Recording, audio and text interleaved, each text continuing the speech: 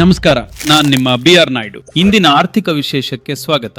ಭಾರತೀಯ ಹೂಡಿಕೆದಾರರ ಕಣ್ಣು ಈಗ ಬಾಂಡ್ ಮಾರುಕಟ್ಟೆಯ ಮೇಲಿದೆ. ಹೊಸ ಹಣಕಾಸು ವರ್ಷದ ಮೊದಲ ಮಾರಾಟಕ್ಕೆ ಸರ್ಕಾರ ಸಜ್ಜಾಗುತ್ತಿರುವಾಗಲೇ ಮಾರುಕಟ್ಟೆಯಲ್ಲಿ ಆತಂಕದ ಕಾರ್ಮೋಡ ಕವಿದಿದೆ. ಇತ್ತೀಚಿನ ವರದಿಗಳ ಪ್ರಕಾರ ಭಾರತೀಯ ಬಾಂಡ್ಗಳ ಬೆಲೆ ಕುಸಿದಿದೆ. ಇದಕ್ಕೆ ಮುಖ್ಯ ಕಾರಣವೇನು?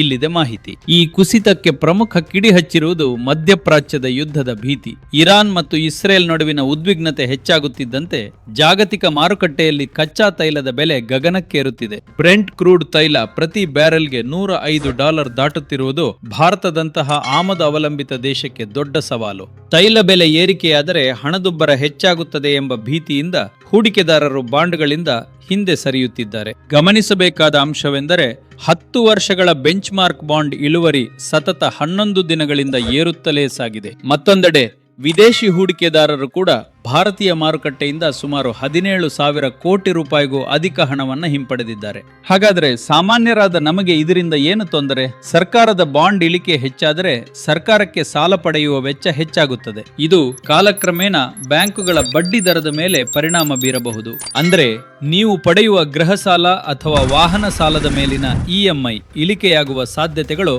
ಸದ್ಯಕ್ಕೆ ಕ್ಷೀಣಿಸಿವೆ.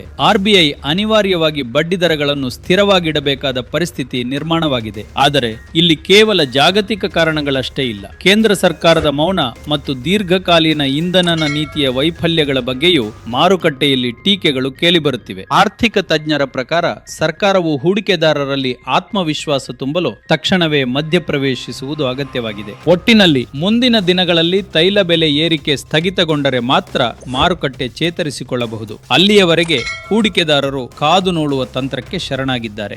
आज की तारीख में दुनिया में सबसे वल्नरेबल अगर कोई देश है वो है भारत.